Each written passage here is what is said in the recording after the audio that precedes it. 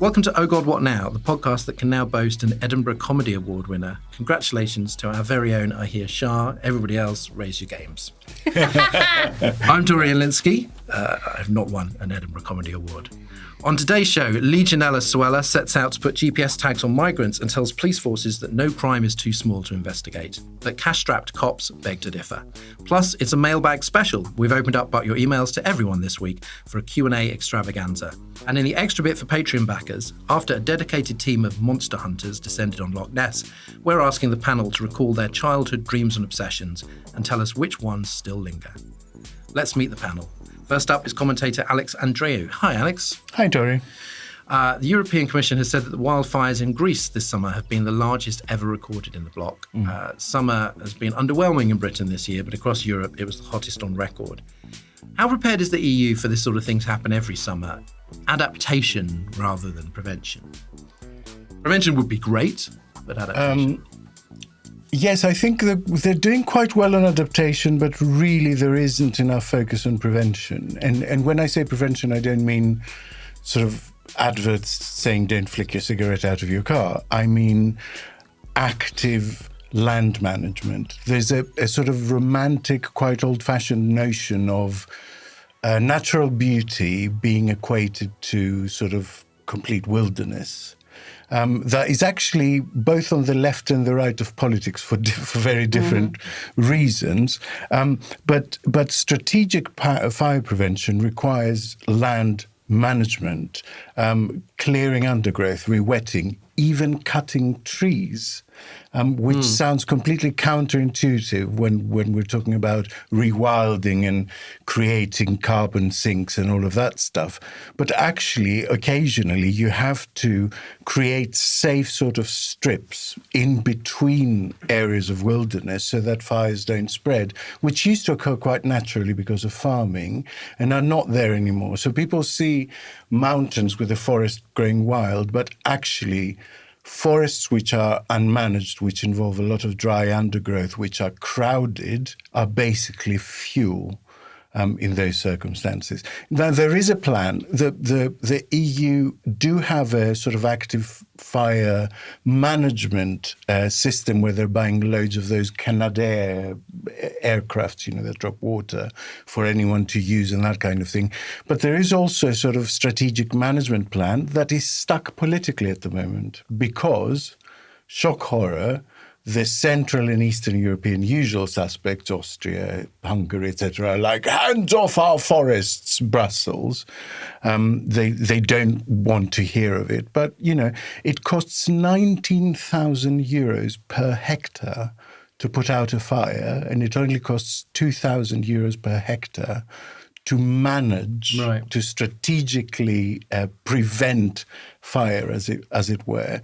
And that covers loads of hectares on both sides because you're basically protecting the whole thing. So everyone's got to pull their finger out and get on with the programme because we're going to get a lot more of this. Naomi Smith is Chief Executive at Best for Britain. Hi, Naomi. Hello. Some stats have been released about voter ID in the recent by-elections. In Uxbridge, of the people who were turned away because they didn't have the right ID, only 2/3 came back to vote. If that was replicated across the country, over 60,000 people could lose out. Which demographics and therefore which parties were most affected? Because remember Mogg sort of admitting that they hoped to suppress the youth/Labour vote and ended up suppressing the pensioner/Tory vote. But how is that borne out? So there isn't any demographic data published about the by-elections yet. But I understand that the Electoral Commission has collected some of that data via poll clerks who have to collect it. And they will be reporting in full in September. And the government is reporting in November. And the government have replied to Best for Britain because we had a campaign asking our supporters to write directly to the relevant minister and say, what the hell are you going to do? You need to expand the types of ID that are acceptable. And we've had a response saying they will consider expanding ID. forms that are acceptable. We do know a little bit from the Electoral Commission's interim report about those turned away in May at the local elections, so not the by-elections. And 4% of all non-voters said they didn't vote because of voter ID requirement. There are about 14,000 voters not issued with a ballot paper because they couldn't show an accepted form of ID. 68% had not brought any ID, 28% had brought the incorrect type of ID that wasn't accepted, and the remainder were refused for other ID-related reasons. So maybe their photograph didn't look like enough them, like them, whatever. A nectar card? Well, it's a ridiculous thing that, old person rail card, yes, young person rail card, no, absolutely outrageous. Demographic data is trickier, because the polling stations weren't collecting that of those turned away, and the electoral register itself doesn't include that kind of data. But the Commission has said where relevant data was available, because a few local authorities were trying to identify, the kinds of voters being turned away. There seemed to be a correlation between Asian populations and those with disabilities being more likely to be turned away than others, and that the reason being in and around being related to ID. Not totally clear whether the Electoral Commission was referring to their own unpublished research on that or research published by others, but anyone being turned away and being disenfranchised, frankly, is outrageous. And no matter these numbers, and if you say things like 4%, maybe it doesn't feel like that many. But when you think about the cases of actual electoral fraud, basically anything above a very, very low there's essentially single-digit number is none. Close to zero electoral fraud. Exactly. So it's a solution in search of a problem. Seth DeVoe is a journalist and author of Behind Closed Doors, The Secret Life of London Private Members Clubs. Hi, Seth. Hello. James Cleverly has become the first Foreign Secretary in 5 years to visit China. Whenever we speculate on who will be the next Tory leader, Marie Leconte always goes for him. Do you think he's one to watch? I don't usually start these shows by quoting Shakespeare, but young Cassius has a lean and hungry look. There's no shortage of very ambitious ministers out there. I'm not so sure. My money's on Kemi Badenoch, I think, to be the next Tory leader. What Cleverly seems to have cornered the market in is very much the sort of Jeremy Hunt thing of being the establishment technocrat who's a very good administrator, but not necessarily the person who delivers what Tory members want. What I've noticed on these foreign trips is he's doing a lot of what Harold Macmillan used to do when he was Prime Minister, which is wearing a hat wherever he goes. What kind of hat? I haven't seen the pictures. What kind of hat is he wearing? Well, I was more thinking of his previous trip to Kazakhstan, where he was wearing Kazakh national dress, and he did wear a fur hat that was very ostentatious. Is he wearing a Chinese? Because this could looking go forward really to wrong. Yeah. If he's wearing it depends what he thinks a Chinese hat is. Yeah. And whether is it's it a Maoist whether it's cap? whether it's based on very old bamboo, racist newspaper cartoons. Memories of Prince Philip make me think this should go very, very wrong very quickly. I would just avoid hats if Mine- I was Foreign Secretary. My money's still on Penny Mordaunt if she holds her seat to be next leader. It's a tricky one to hold, though, isn't it? It really is.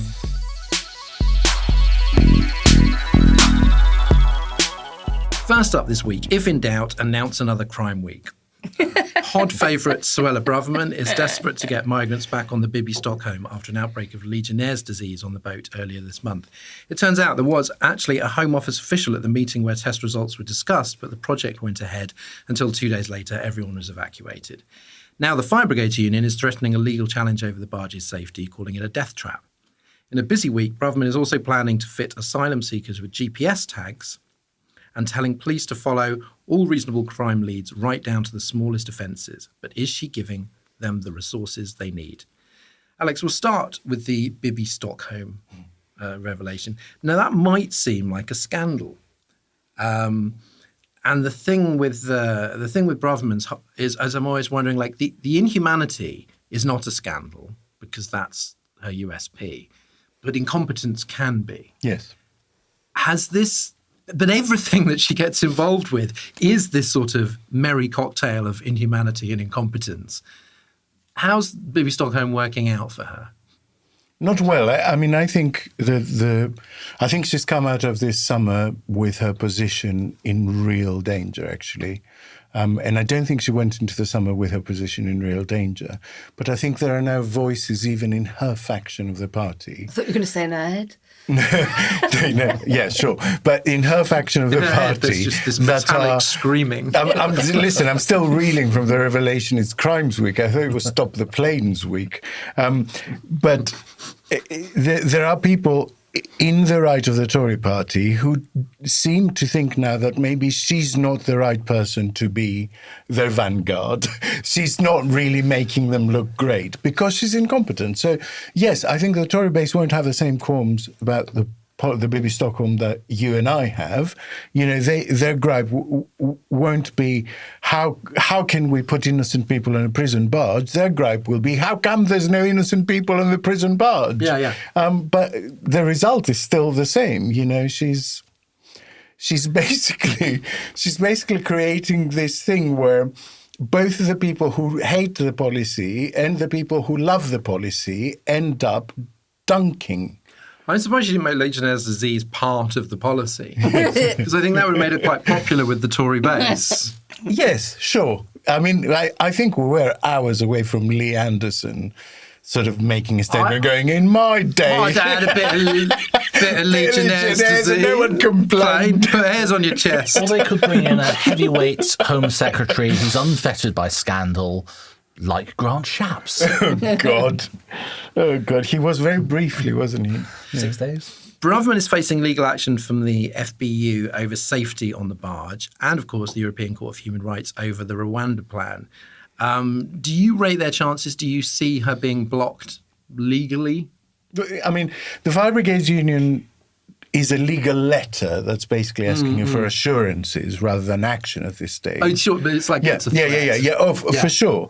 But I think it's effectively a liability issue, not in legal terms, but in sort of public perception terms. They're basically saying, we wash our hands of this. And I think it's a very brave Home Secretary who will put 500 people on that barge knowing they are unsafe. And considering the fire brigade's objections are primarily to do with overcrowding, she will posture, she will put 50 people on or maybe 100 people on, but she won't push beyond that limit because if something goes wrong, her career is over forever.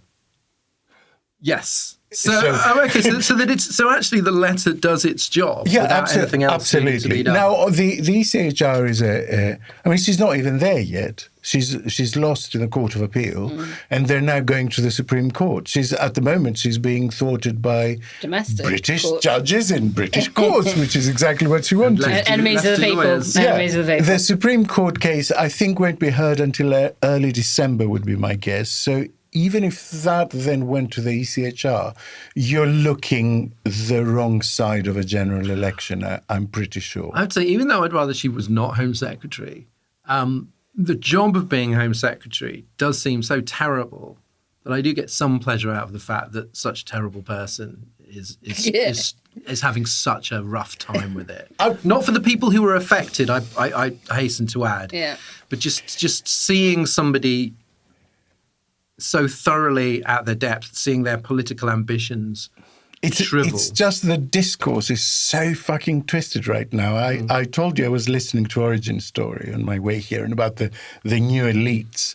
And I was thinking that she comes out and makes these statements in the papers about how she's being thwarted by judges and lefty lawyers.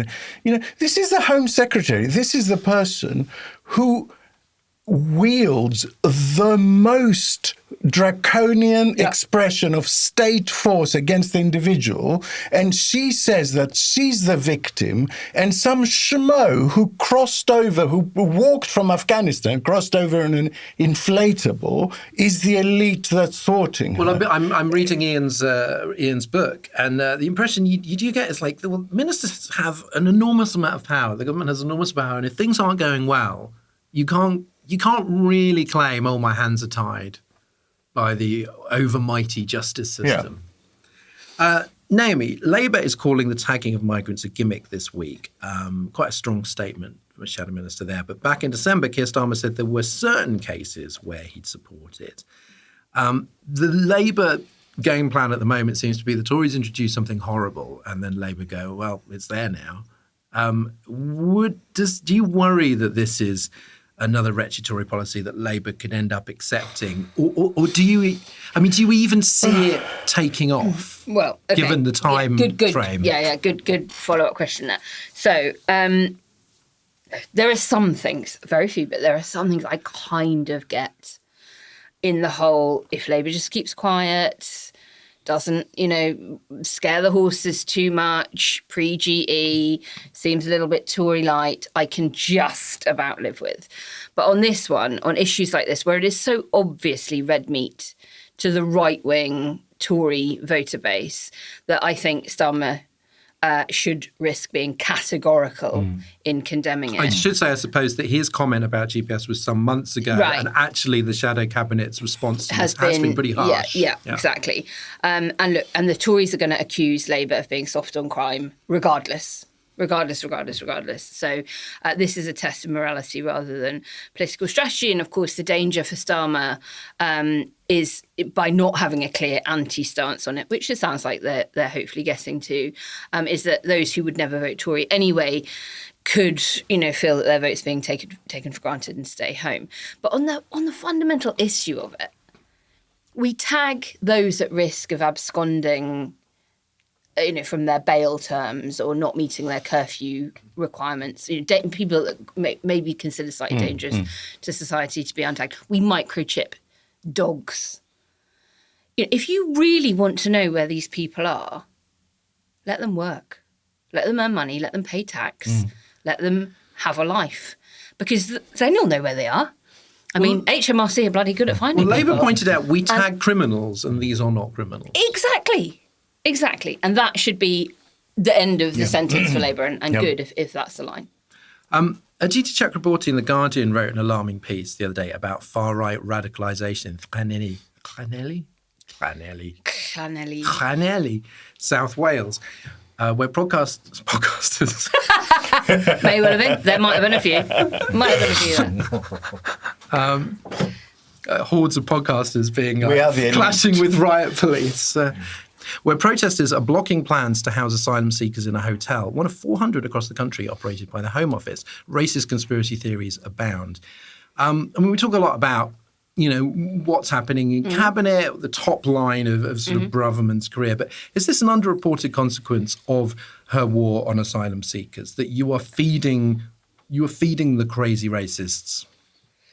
Do you mean that the failure of the Home Office to process these applications, meaning that there are now thousands and thousands and thousands of people having to be housed? Well, the combination of inhumanity and incompetence. Because if they were doing their job and they're actually processing these applications at the rate that they should be, then who's the bogeyman for the Tory party to point out and whip up the right? This can't be purposeful. It cannot be purposeful when you've got a kind of racist protest camp stopping you from housing asylum seekers. It's disgusting. And as we've said so many times on the podcast, when we've talked about, it feels like, the fascia rising again and the far right, they never go away. They're always there.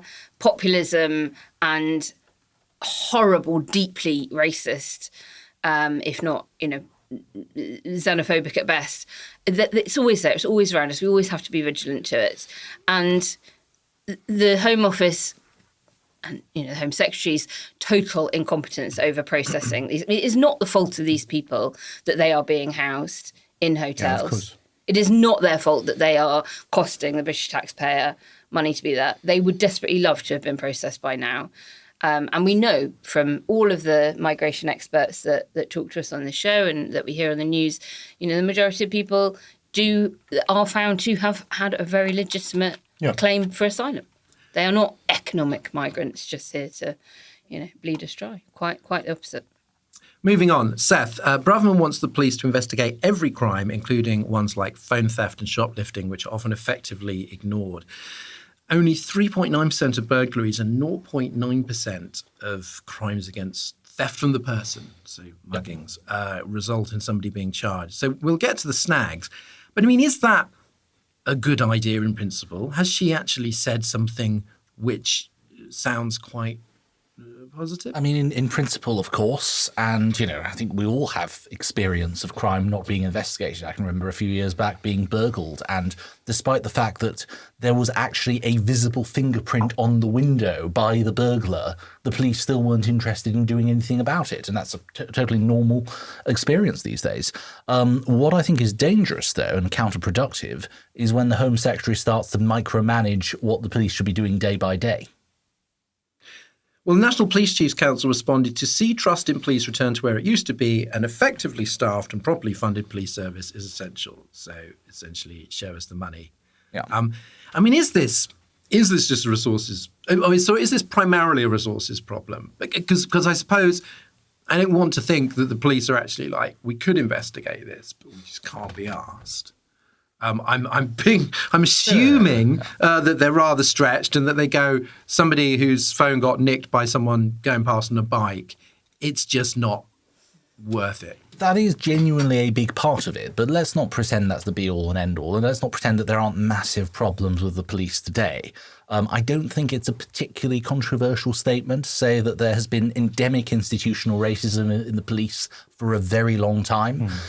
Something like the Sarah Everard case very clearly shows that violence against women going uninvestigated by the police is a massive problem. Trust in police is at a very low point for a really good reason. And one of the problems is the more that you shed light on these scandals, actually it doesn't help morale very much. Why would you become a police officer under those circumstances? And so it's this vicious cycle that you find yourself caught in.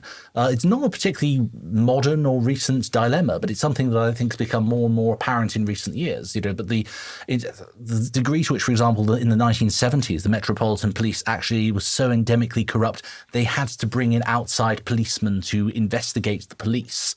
Was just one case.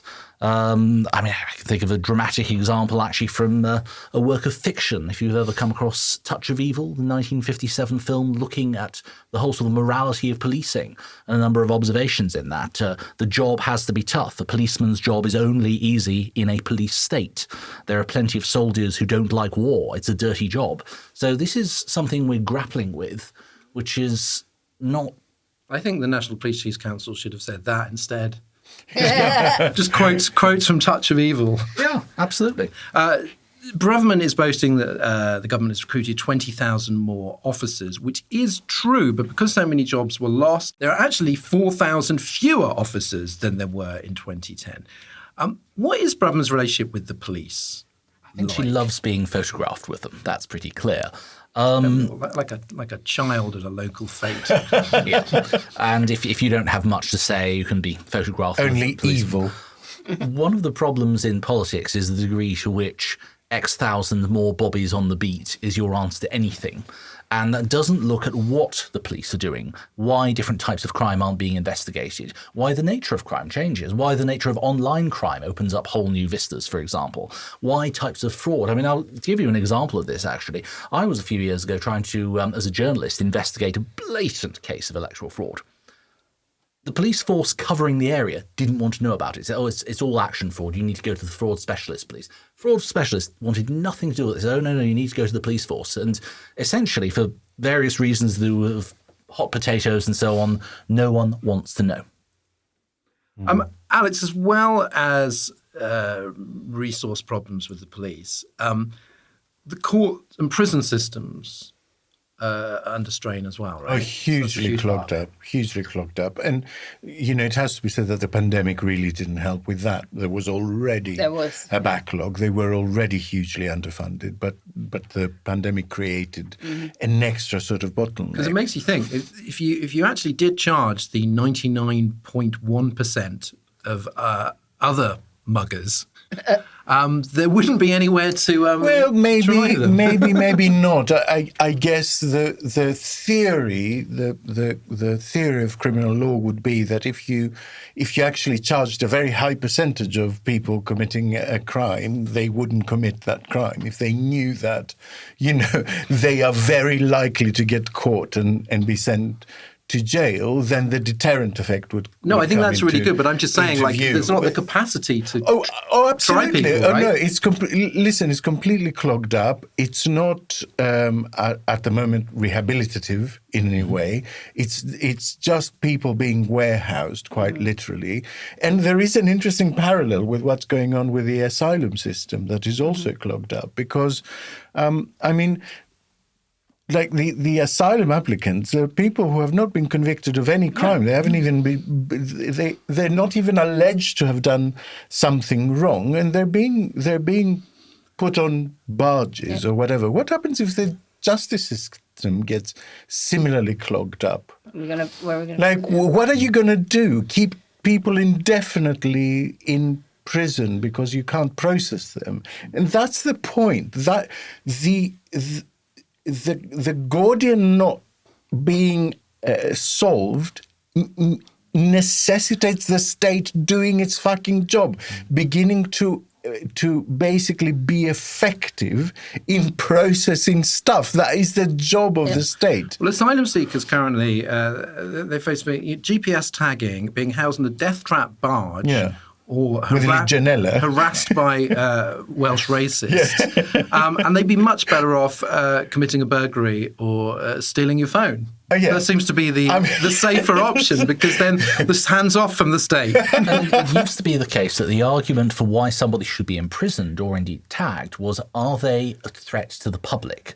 I mean, what are we afraid of with asylum seekers? That they might do a job and work for a living? That What greatest they're fear. afraid of is really quite simply that the Home Office is so chaotic they will never be able to find them again. Not because these people are hiding, because they're useless. And I think it has to also be said that there is an ideological layer here, you know. Shrink the state, make the state small, make the state non-muscular, make the state atrophy. This is what happens, and the slack is picked up by private companies. More and more gated communities, more and more venues are hiring their own security. More and more people put security systems on bars and the windows. All of that is economic activity. It's not an accident, is what I'm saying.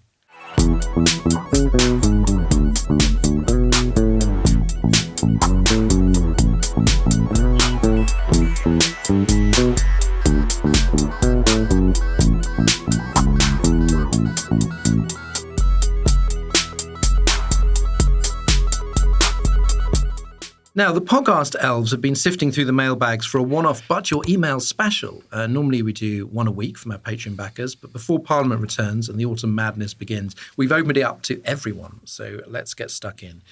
Now, I'm not sure if this is the easiest or the hardest question. John Christensen, if you had to guess, how many seats will the Tories have after the next general election? Ooh. Like, let's predict rather than wish. About 200? I was going to say about 115. That's, come now. Surely that's wishful thinking. I mean, I would say somewhere between that. I mean, I just can't see like the proper wipeout I can't remember how many they got in 97. 165 and then 166 in 2001. So that's the bar. Will it be worse or more or not? Yeah, I mean the current models that I've seen have them on 164 versus 137. 137. The models have them on 137 with Labour and 425. But I think it will tighten. I think it will shift before the next election. So I would say 160 to 395. What? That's a big range. What? No, I mean to Labour. Oh, sorry. Okay. No, I'm saying that they'll have about 160. I just Labour love will the have estimate. about 390. Somewhere between 0 and 650, you know.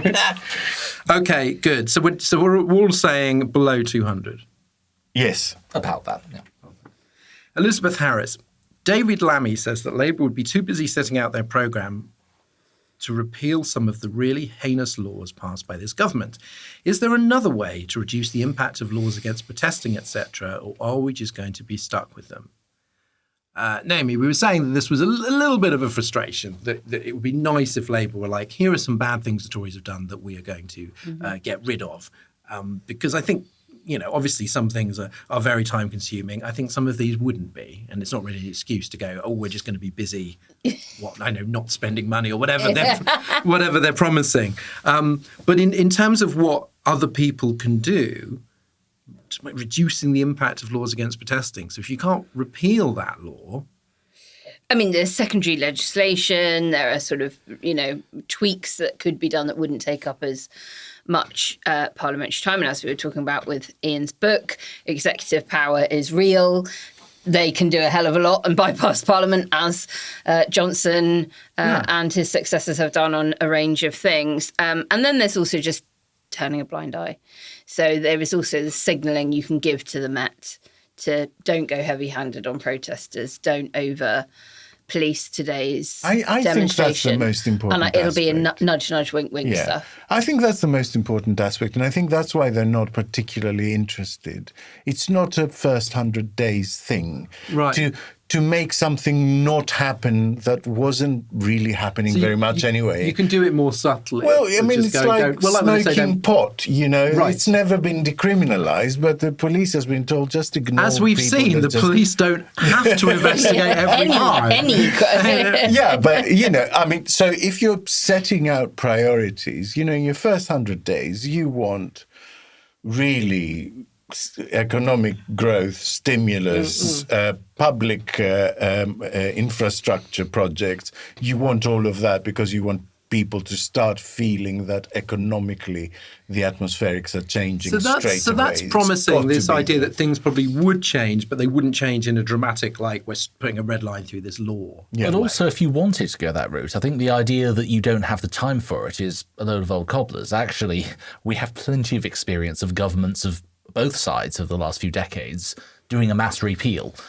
Passing new laws really quickly is hard and not good for a number of reasons, but actually just repealing things and resetting them to an earlier stage is much less of a problem. I just think that I was a bit disappointed by that line from Lammy because it's just that doesn't seem true. I get that. I mean, the counter-argument would be like, there's been such a chaotic sort of tagging of stuff onto other stuff, like immigration. There's been like 4 major pieces of legislation that have gone through, all with really quite gnarly different things. And the argument would be, is it worth repealing the Borders Act, or is it worth 3 years down the line doing a review of the immigration law as it stands and getting rid of the lot and replacing it with something that makes sense? So if I were Labour, I would be pushing a lot more the line that this thing needs a systematic review of that whole area, basically, and we'll get round to it. Sally Bean asks, I wasn't a fan of Jeremy Corbyn, but I do think his slogan, for the many, not the few, originally Tony Blair's slogan, was it really? Yeah. I didn't know that. He used it back in the 90s. Was a pretty good encapsulation of the difference between the Tories and Labour. Given that it is presumably no longer usable, I'd imagine not, can the panel come up with an alternative phrase that Labour could use to express what they stand for? Now, if I was being cynical, I would sort of go, the same but a bit nicer. That's when I'm at my most kind of frustrated. Yeah. But obviously there are still significant differences. So Naomi, you are a seasoned campaigner and power broker and mover and shaker and I wish warrior queen in the political sphere. So you've come up with you must have had the whiteboard of slogans a few times. So what would Labour's phrase be? Because for the many, not the few was good. It was good. I also quite like enough is enough. And that as a campaign seems to have disappeared completely. And I noticed that the sort of more Corbynite faction MPs have taken it off of their Twitter bio, handles and things like that. Yeah. So enough is enough seems to have disappeared. It's... When we analyse elections the world over that are change elections, it's that word. It's change is always in it when you think about Obama and various others. It's amazing the way Obama managed to just get the word because of that poster, managed to get the word hope. Hope, yeah. And it's like, that is it. Come on. Yeah. But he sort of claimed it. So it can be as simple as things like that.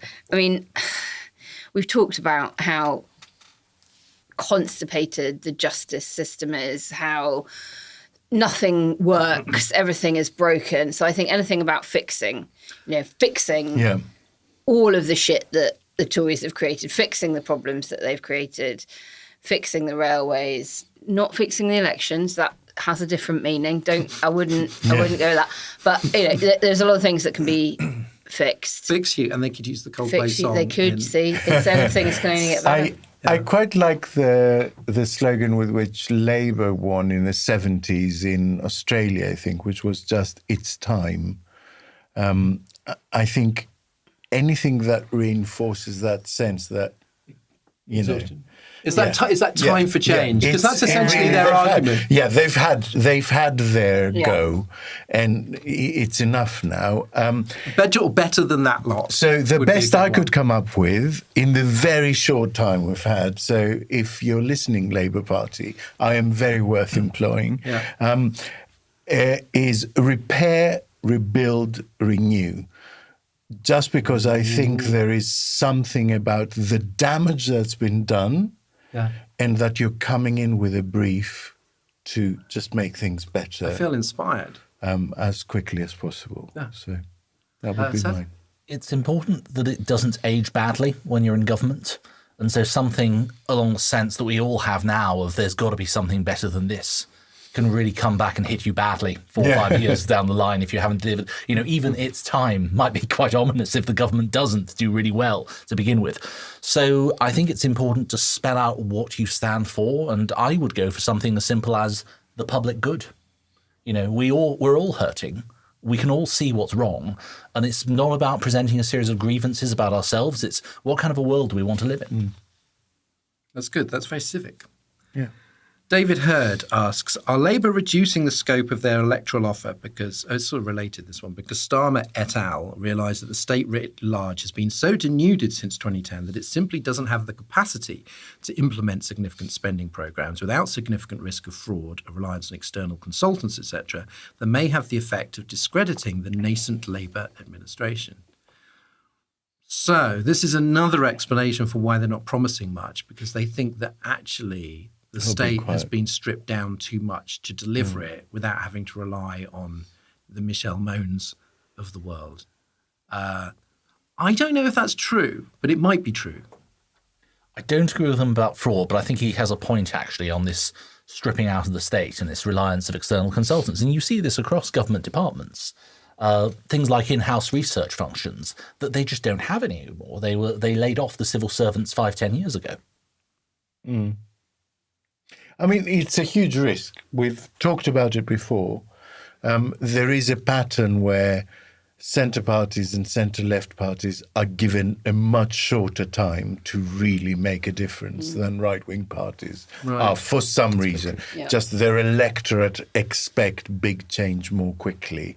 But as a former civil servant, I think I wouldn't underestimate the effect that just a change in management can have. There is a kernel of truth, to the Tory complaint about the blob. There is a largely exhausted, demotivated, depressed, directionless civil service and public service in general that just can't deliver the stuff they want delivered. What they don't say is that they're responsible for it being in that state. But there is quite a magical effect that relief can have on public servants of an incoming government, that doesn't have an agenda against them, that is not basically set against its workforce. And the hope that can stimulate can have a really huge effect very quickly. And, I wouldn't underplay that. I think Labour can come in and suddenly you will see a state apparatus spring into action because they want to keep them there effectively. Peter Gowers, that's hi for the special. Hi, Peter. Is PR the new Brexit? I'm looking towards there. This is a Naomi special. Does it fail and become unpopular as soon as you specify a model and allow it to be attacked as undemocratic, too complicated or unrepresentative or easy for parties to manipulate? Or is there a version 60+% of the country would vote for if it was offered? And if so, what model is it? Now, to set that up, the AV referendum of 2011, that sort of failed, but a lot of PR advocates said actually they didn't like that version anyway. It wasn't PR. It wasn't proportional. Well, no, but you know what I mean. Like, sorry, electoral reform advocates said that they didn't like that version anyway. So obviously it does matter which version you choose. So is there a version? Because I think a lot of people, if you just went, let's change it, then, as in the Brexit analogy, you know, that's quite appealing. But if it's let's change it to X, what would the magic X be? Okay. We're going to break this question down, Peter Gowers. So... Settle into your chairs. Listeners, she was doing stretches. Is PR the new Brexit? I hope so, because Brexit got done. That is a roaring success. 2, leave 1 by not specifying which Brexit. Yeah. Had they probably would not have won. Yeah. Let us not fall into a trap. Let's make like those that won. And then, you know, he's sort of saying, you know, can models be attacked as being undemocratic, too complicated, unrepresentative? Well, no, because most liberal democracies around the world, including many of our own nations within the UK, use a proportionate system. It's only Belarus and the UK that still use first past the post for national elections. Belarus, that beacon of democracy that we will be joining if we leave the ECHR. To be fair, you know, as first past the post advocates say, Belarus does produce strong and stable governments for decades. It's not complicated because if voters in Northern Ireland and Scotland and Wales can get their heads around it, I'm sure it's not too much of a stretch for the thicky English to do it too. And there's no system more open to manipulation than first past the post. So as long as it's proportionate, which AV is not, I think that's completely fine. Generally, there's just over 50% support for PR in poll after poll after poll. Big chunk of don't knows and very, very small levels of support for first past the post. And, you know, that's been tracked over the sort of last 10, 15 years of polling. Where you have to sort of think about things is, well, do you need to offer it as a referendum to people? If it's included in party manifestos and those parties form government, one would argue they don't need to. Yeah. Is there something other than a referendum you could do, like a commission, like a citizens' assembly kind of model, at least preceding a referendum question? Big mistake we learned from EU. So, you know, I think that there are a lot of good people that do a lot of work thinking about this. It's true that you've got different approaches to proportional representation advocated by those that are pro-PR within Labour, within the Lib Dems, within the Greens. There is something called the Good Systems Agreement that Make Votes Matter produced, which is being, I think, reviewed at the moment. And all of the sort of opposition parties have broadly signed up to that, including, as I believe, Reform UK. So it's sort of very, very much a cross-party thing. Personally, I do think the single transferable vote model is probably the one that is most acceptable. You might find the Greens don't love that as much, but it's certainly better for them, first past the post. And you can build in all sorts of things like thresholds and you know, things that soothe a lot of people's concerns about it. Seth? I agree with all of that, but I'd actually go further. Firstly, on just the democratic deficit point, which is most people don't frankly care about the intricacies of the system. They just want to know that it's fair and that it delivers. And if it's a case of voting 1, 2, 3, that's the yardstick for that. What's important to bear in mind is that history is replete with parties of the left in opposition saying the voting system isn't fair, it's, you know, we're very hard done by now. finding in government, this is actually working quite well for us, and only rediscovering an interest in electoral reform when it looks like they're not going to get re-elected, by which time their majority is in danger. And I can give you so many examples. Indeed, the most recent example actually is in Canada, where, of course, Justin Trudeau's Liberals came to power saying this will be the last election ever fought under first past the post. And then 4 years later saying, actually, this is quite good for us. Let's just continue with the current system. So if you want to introduce PR, the way to do it is to make sure it is either the first bill or one of the very first bills introduced by a government. Because what you're doing is you're sending out a P45 to every one of your MPs at least with a 5-year notice. And leave it any later, even leave it just 2 or 3 years into the Parliament, and suddenly it's a matter of, this cabinet minister has a seat that looks quite dicey in a PR election. And some of our listeners do seem to sort of still have that idea that if you have PR, then the left, centre-left rules forever, which I find quite a lot of people just go, well, this is the way to lock out Well, Tories people forever. vote for it, But except if you look around the world at other PR things, that's not... Is there a single country in the world where the right has just been banished and never gets power? No, but that's not a reason. What I mean is that seems to be both a sort of grubby and also false reason to support it. All it does is it means that no party with extreme opinion gets extreme power. No one gets absolute power more or less indefinitely, which is what an increasingly extremist Conservative Party has had for the majority of our lifetimes. Talking of which, Aidan Harding, I recently came across this definition of conservatism via a blog by Cory Doctorow. It seems like quite an American point of view, but I increasingly see this in British conservatism. Conservatism consists of exactly one proposition, to wit, there must be in-groups whom the law protects but does not bind, alongside out-groups whom the law binds but does not protect. I wonder what the panel makes of this. Now, this, I think, is perhaps the most popular blog comment of all time. It was literally just some guy posted it on a blog in the comment section, and it got picked up and has now become one of these famous things which and people are desperate to attribute it to somebody more famous who has the same name as him, and it's not. He's just like some guy. It was a minor composer called Frank Wilhoit. Who's a composer, but he's got the same name, weirdly, because it's not... Francis M. Wilhoit. Yeah, as a kind of politics professor or whatever. But it's just... Because I've looked at this before for some interview ages ago. It's... So, Alex, what do you make of the... It's very neat. I mean, it's true. Yeah.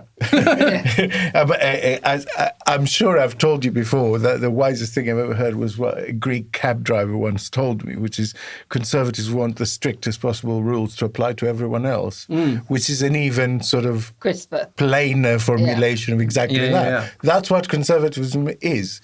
You want everyone else to be shackled. to be shackled. It certainly is now. I mean, I don't know. I mean, I think a lot with my origin story hat on, about was conservatism always like this? Because when you go back in history, there's a lot that is admirable in certain times about certain conservative thinkers, and I see nothing admirable about conservatism now. In fact, I see very little thinking. So I don't know at which points in history this would have been true, but it seems. Definitely true now. Yeah, but isn't there a famous aphorism about Puritanism that the crippling anxiety that someone somewhere is having fun, and I think it ties into that because there is a puritanical streak, I think, to today's neoconservatism that just goes. Especially in places like America, that's like Jesus, babies, and guns. But again, doesn't apply to you if you're Donald Trump, who's not a puritanical fellow. Where there is a continuity here is with the conservative obsession with respectability. And with it used to be a type of petit bourgeois respectability. It used to be the Tories were actually small landowners against the Liberals who are super rich and in civil and religious liberty, but really low taxes, so that it didn't affect them. Where we are now is the Conservatives are obsessed with the super wealthy, and that's the sort of respectability they crave. And it's become that loads of money culture since Thatcher. Noel Rum, what levers does the panel think we can bring to bear to effect political change? I suppose this is a big existential scream of a question. Marches don't appear to impact any British political party, and neither do petitions. Direct action, like sit-ins and so forth, seem to enrage Tories and are met with indifference by Labour. Does writing to MPs make any difference? Does anything? Being informed is all well and good, but what can any of us do about it? Shall I let you ask them to give money to West for Britain, first of all? Please. Shake the collection. Do the plan for it. Shake the collection basket. I mean, vote tactically. Yeah. You will get to vote wisely under the stupid system that we've got. Get involved, be noisy. Yeah. Don't let democracy be something that's done to you, make it something you do. Whether, and I've said this so many times, whether it's at the most local of levels, being involved in, the committee of your allotment or standing for, parent-teacher association, just be involved, be noisy. It does make a difference. I think on the writing to the MPs thing, what we've effectively done now with our model of Hey MP is we have taken away any possibility of a Tory being able to stand up in Parliament and say, not a single one of my constituents has raised this issue. It is a nonsense. They can't do that. They have been told time and again over whatever bill, egregious thing they're trying to push through or Brexit-related thing. I think a lot of these things they can't. do make a difference. I mean, I hate to say it, but I do think there is a kind of a learned sort of despair on the left and parts of the centre.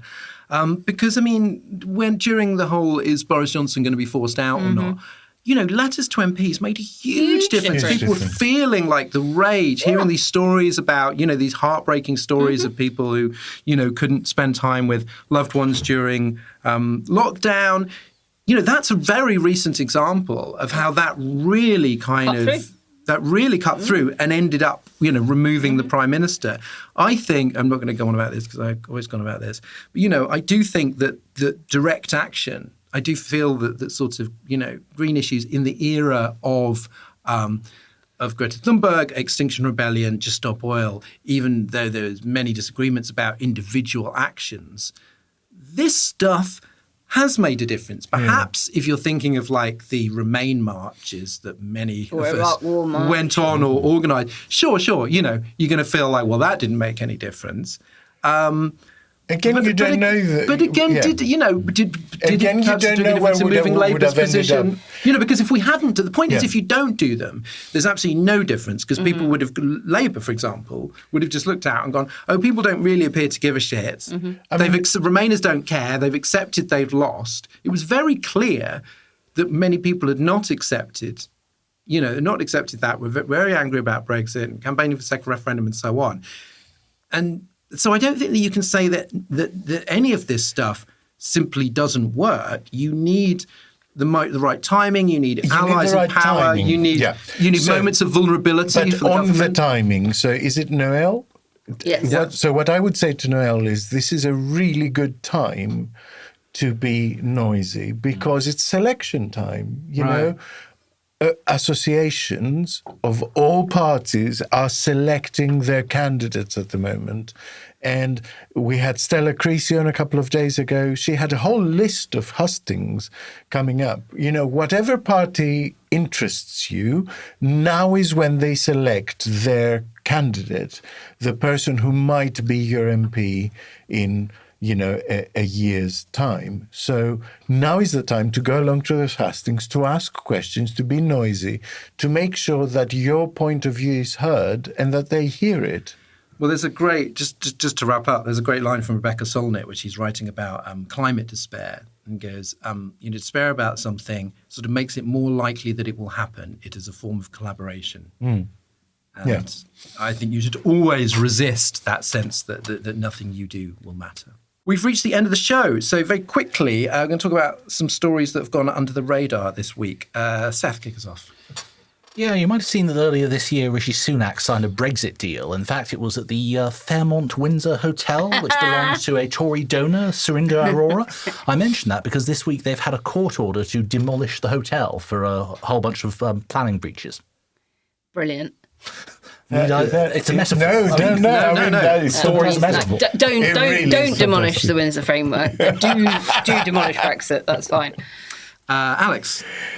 So Burger King is being sued in the US in a class action over how its actual food compares to the photos advertising it. And it joins a spate of class actions by advertising lawyers in the States. It joins McDonald's, Wendy's, and Taco Bell, all of whom are alleged in huge class actions to be skimping on fillings. Oh, shrinkflation. Yes, and for context, Subway settled a case in 2016 over allegations that its foot-long subs were measured in what I would like to describe as grinder inches. I think this is not good for the obesity crisis.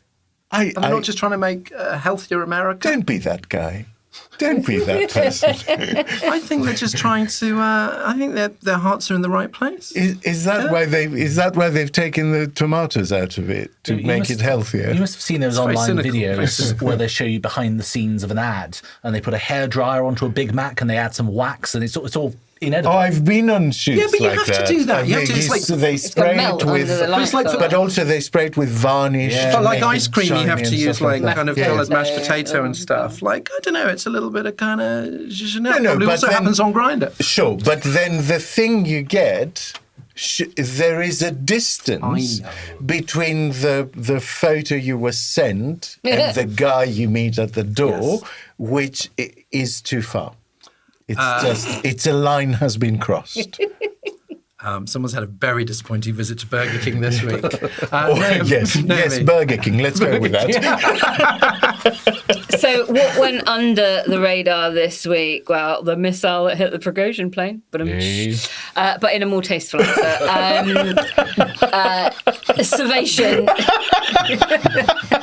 That's awful. I know it's awful, isn't it? You're No, but he's awful, so it doesn't matter. It's okay when somebody that club is it's beaten to fine. death. It's No, fine. no, It's That's funny fine. when he's like a warlord. Yeah, No, exactly. it was a compliment. Thank you. Yeah. So I've got a whole book of things that are acceptably funny and not. Yeah. So. Salvation have polled Scotland, and both the SNP and Labour come out with 24 seats each. This means SNP losing half of the 48 seats they won in 2019, and Labour staging this major comeback in Scotland after, let's remember, winning precisely one seat in Scotland, Ian Murray's Edinburgh South seat. So the headline voting intention is 35% for Labour, which is its highest level since 2014 and only 2 points behind SNP on 37. Now, why I've said this is under the radar and why I think it's interesting is because what it means for the general election as a whole and Labour getting the keys to number 10. So we often talk about the swing needed being larger than the swing Blair achieved in 97, etc.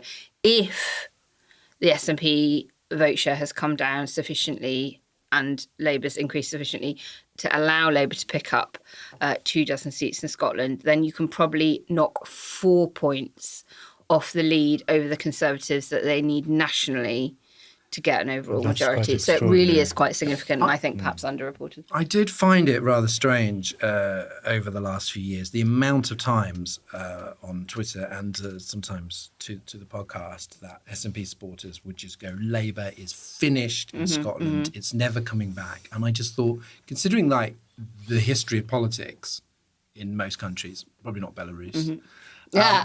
but in most countries, it was like that. It did seem a little hubristic, but they were absolutely convinced. They were like, and I was like, do you think SNP is going to be in power for like forever? Is that what you're saying?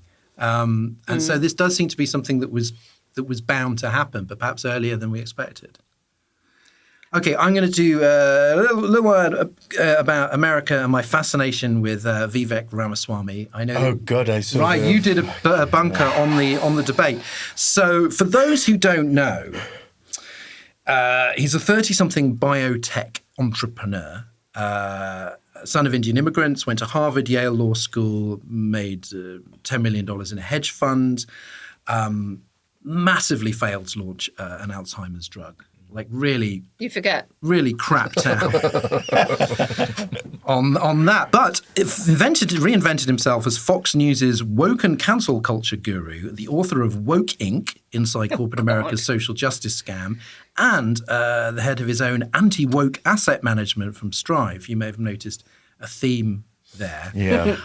What I find absolutely astonishing about him is that he is the perfect product of his time. Because back in December, there's a really good New York profile I recommend, because I feel like I recoil when I see someone describe me as a conservative. Not that there's anything wrong with being conservative. It's just not how I would describe myself. Fast forward to now, and he's basically an empty suit filled with Trumpy policies, things that he did not believe last year. So now it's like, cut aid to Ukraine. Things that he did not believe 2 fucking months ago. Climate change is a hoax all of a sudden. He was literally saying the opposite 2 months ago. He didn't think before.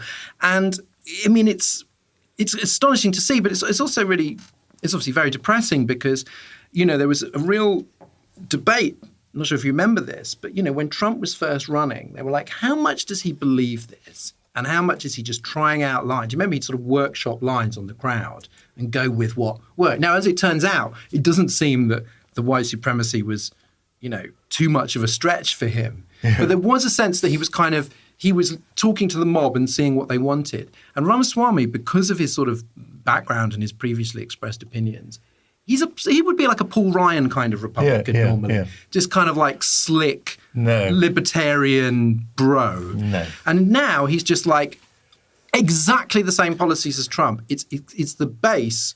He's just like, I don't believe in anything. I'll let the base tell me what to believe. And that's why going back to the utter corruption of conservatism in the modern era, is it's like, it's sort of more depressing. He's not more dangerous than Trump because he's not going to be president.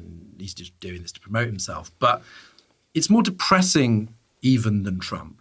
Yeah. Because it's just basically he's an empty vessel. He's like, imprint on me whatever you like. Have you ever seen Gypsy? Either the musical or the film of the musical, where the very young ingenue is taken backstage by the old strippers that basically tell her you gotta have a gimmick. Right. It's like a big musical number. It's like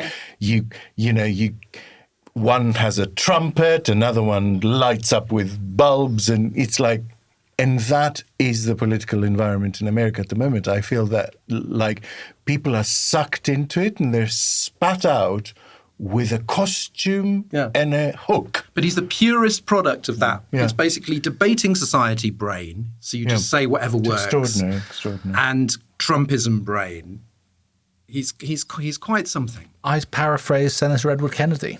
The work goes on, the cause endures, the hope still lives, and the grift shall never die. He's one of the great grifters of our time. That is the show. Thank you to Seth. Thank you. Alex. Thank you. And Naomi. You have some news, Naomi. I do. So listeners will have probably noticed, or perhaps not, that I've not been appearing on the show so frequently. And after much deliberation, I have decided to bid you all a very, very fond farewell and do an exit. But before going, I did just want to say to everyone who has supported us over the last 6+ years, I think my first ever show was the 9th of June, 2017, how incredibly, incredibly grateful I am to all of you. It really has got me through some very, very dark times. I have met some truly incredible people who I know are friends for life. And I've even roped in some lifelong friends like Seth into the regular show. And you all know where to find me. I'll be at B4B Towers. I'll never be far away. I've got a few plans for some future projects that I'm going to let everyone know about ASAP that may or may not be linked to the forthcoming general election. And no, I am definitely not running. So before anyone thinks that, that's not what it is. But I'm just concentrating on giving this corrupt government a drubbing and trying to give all of my attention to that. But a massive thank you to all Fair our enough listeners. cause.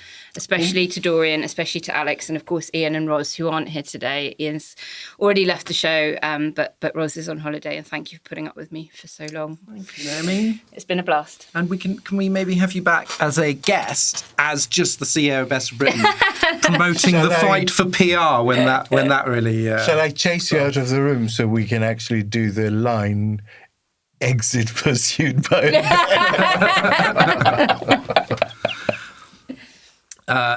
Dry your eyes and stay tuned for the extra bit after Demon is a Monster by Corner Shop.